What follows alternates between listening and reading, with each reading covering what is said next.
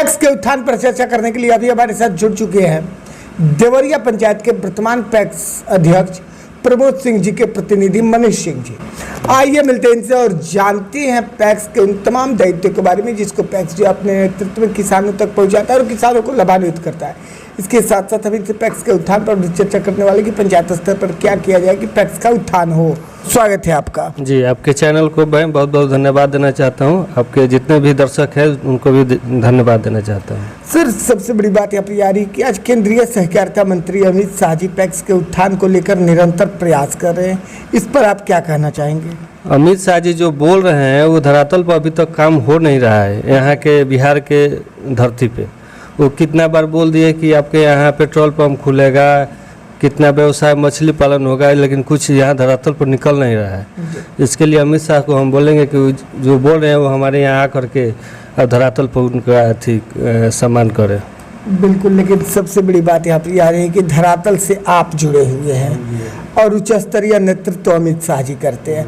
पंचायत स्तर पर ऐसा क्या किया जाए कि पैक्स का उत्थान हो और कहीं ना कहीं बिहार में जो है पैक्स अपना एक अलग पहचान बना पाए? देखिए, जैसे किसान का कुछ जैसे धाने के है, धान का जैसे प्राइवेट रेट हो गया है 2200 रुपया और अमित शाह जी उसका निकाल रहे हैं 2185 रुपये का।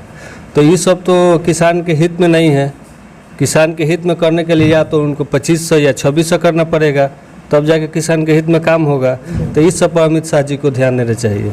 लेकिन आपने धान अधिप्राप्ति की बात की, धान क्रय की बात की, तो किस प्रक्रिया से आप लोग धान लेते हैं किसानों का पैक्स समिति में? जैसे किसान जब हम लोग को ऑनलाइन करके किसान हम लोग को देते हैं, हम लोग उनके अकाउंट में पैसा डलवाते हैं बैंक से।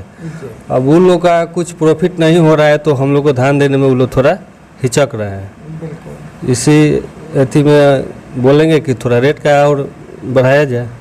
अच्छा, पंचायत स्तर पर दो तरह के किसान होते हैं, एक रैयत किसान होते हैं, एक गैर रैयत किसान होते हैं। तो आप दोनों किसानों से धान लेते होंगे। हाँ, तो फिर आप लोग पुष्टि कैसे कर पाते हैं कि किसान जो है रैयत है या फिर गैर रैयत? जैसे रैयत उसका जैसे कि जो रैयत है उसका अथी लेते हैं, ज़मीन का पेपर लेते हैं, जो बटाईदार है उसके मालिक का पेपर लेते हैं और उसके हिसाब से हम लोग उसका पेमेंट करते हैं। बिल्कुल, काफ़ी सराहनीय पहल है। लेकिन आज के दौर में देखा जा रहा है कि पैक्स समिति के अंतर्गत जो है हरित क्रांति में ट्रैक्टर, टाली, रोटावेटर, कल्टीवेटर, हार्वेस्टर, एक तरह से कहा जाए तो कृषि अंतर्वर्ती उपकरण जो है पैक्स समिति को दिया जा रहा है।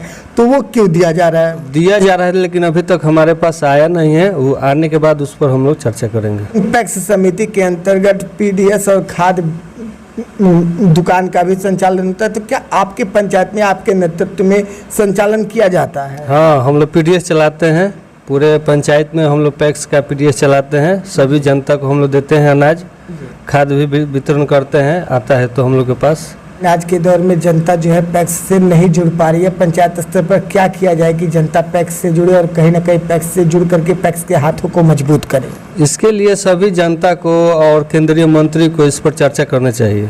साथ में मिल करके मीटिंग करके कैसे क्या होगा उस पर चर्चा करना चाहिए। बिल्कुल, डेली लाइव न्यूज के माध्यम से आपको आपके पंचायत और पूरे बिहार की जनता भी देख रही है। पैक्स के उत्थान को लेकर और पैक्स के दायित्व को लेकर आप जनता से क्या कहना चाहेंगे? बोलेंगे कि पैक्स में जो भी अमित शाह जी लेकर आ रहे हैं उसको किसान पैक्स अध्यक्ष लोग अपने स्तर से उसको अच्छा से अच्छा करके सरकार को दिखाएं और अमित शाह जी के पास यहाँ तक पहुँचाए। जनता से बोलेंगे कि हम लोग के पास जो आ रहा है पीडीएस, खाद, चाहे जो भी चीज़ वो हम लोग अच्छा से अच्छा केंद्र सरकार को दें। केंद्र सरकार को भी ध्यान देना चाहिए कि पब्लिक के पास जो भी हम भेज रहे हैं वो अच्छा से जाए और अच्छा से हो। यही हम लोग मांग करेंगे। बिल्कुल, चलिए जी, चैनल से जुड़ने के लिए और अपना कीमती समय देने के लिए बहुत बहुत धन्यवाद आपका। जी, बहुत बहुत धन्यवाद।